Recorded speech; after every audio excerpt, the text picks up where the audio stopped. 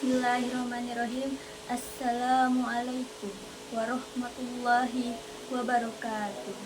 Alhamdulillah, alhamdulillahirabbil alamin. Wassalatu wassalamu ala asyrofil anbiya'i wal mursalin sayyidina wa maulana Muhammadin wa ala alihi wa sahbihi ajmain. Amma ba'du.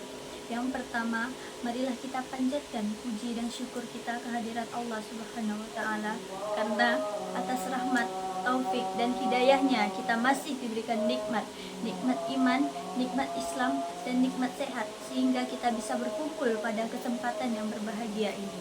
Yang kedua, sholawat serta salam semoga senantiasa tercurah kepada junjungan kita Nabi Muhammad SAW, keluarga, sahabat dan seluruh umatnya hingga akhir zaman. Semoga kita semua mendapatkan syafaat beliau di hari kiamat kelak. Amin, amin ya rabbal alamin. Teman-teman generasi muda yang dirahmati oleh Allah, pada kesempatan kali ini izinkan saya akan menyampaikan ceramah dengan tema generasi muda dan tantangan akhlak zaman modern. Jika kita berbicara tentang generasi muda, maka kita akan berbicara tentang masa depan. Karena beberapa tahun lagi, para pemuda hari ini akan menjadi guru, pemimpin, pengusaha, dokter, bahkan masyarakat yang bisa menentukan arah bangsa. Namun, menjadi generasi muda di era sekarang tidaklah mudah. Kita hidup di zaman yang berbeda dengan generasi sebelumnya. Dulu, informasi sulit didapatkan. Sekarang, informasi datang tanpa batas waktu. Dulu, orang harus pergi ke perpustakaan untuk mencari ilmu. Sekarang, ilmu bisa dicari hanya dengan satu sentuhan jari di layar handphone. Teknologi memang memberikan kita banyak manfaat. Kita bisa belajar secara online, berkomunikasi dengan keluarga yang jauh, bahkan mendapatkan berbagai pengetahuan baru dengan mudah. Akan tetapi, di balik semua kemudahan itu, terdapat tantangan yang besar yang harus kita hadapi, yaitu tantangan menjaga akhlak. Allah Subhanahu wa taala berfirman dalam surah Ar-Ra'd ayat 11 yang artinya, sesungguhnya Allah tidak akan mengubah keadaan suatu kaum sehingga mereka mengubah keadaan yang ada pada diri mereka sendiri.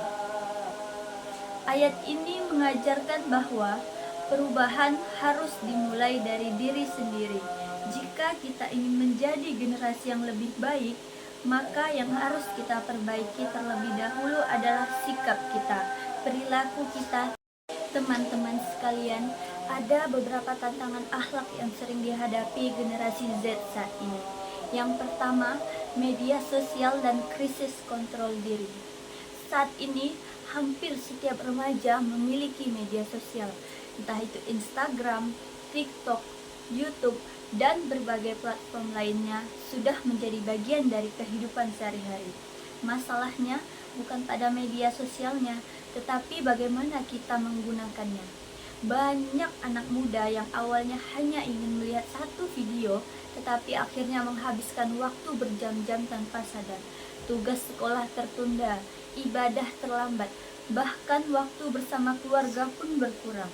Lebih dari itu, banyak juga yang merasa harus selalu mengikuti tren agar dianggap keren. Padahal, tidak semua tren sesuai dengan nilai-nilai Islam dan akhlak yang baik. Kita perlu menyadari bahwa teknologi adalah alat. Jangan sampai kita yang dikendalikan oleh teknologi tersebut.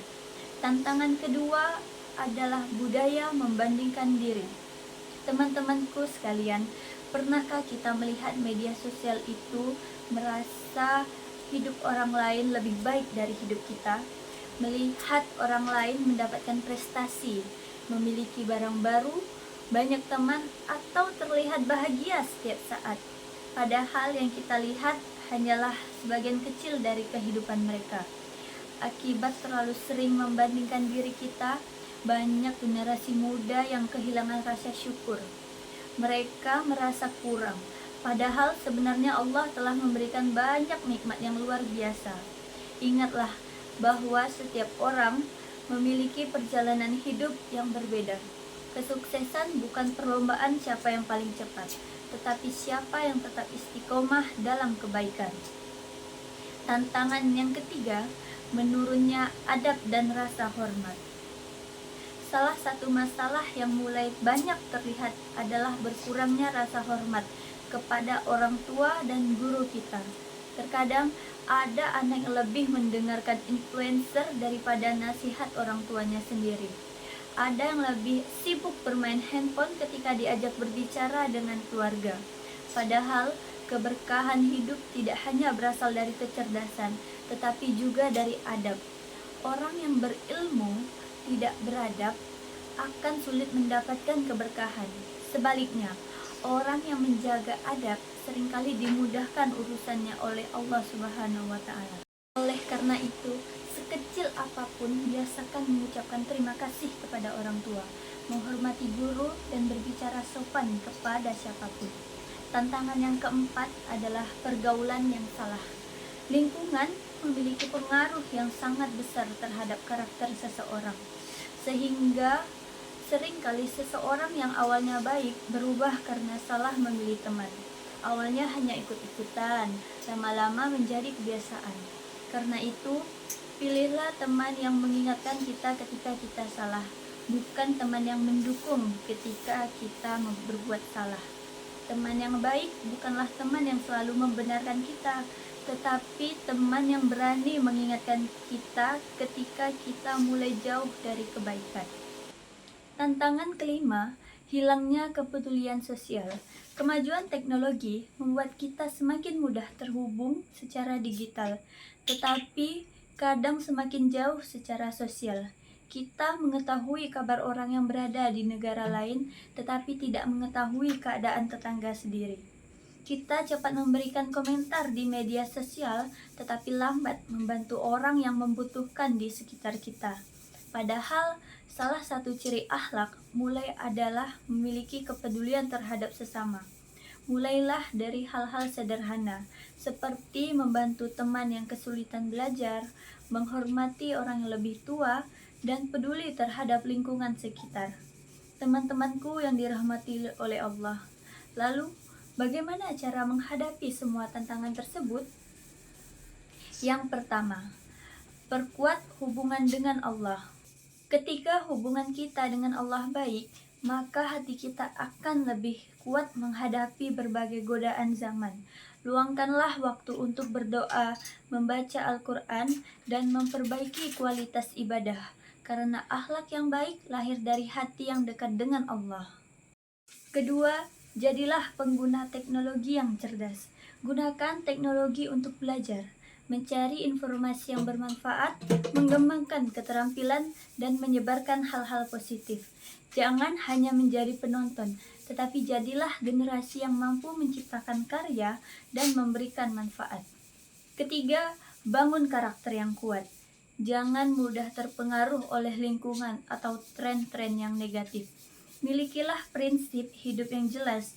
Jika sesuatu itu salah, maka beranilah mengatakan yang salah meskipun banyak orang melakukannya.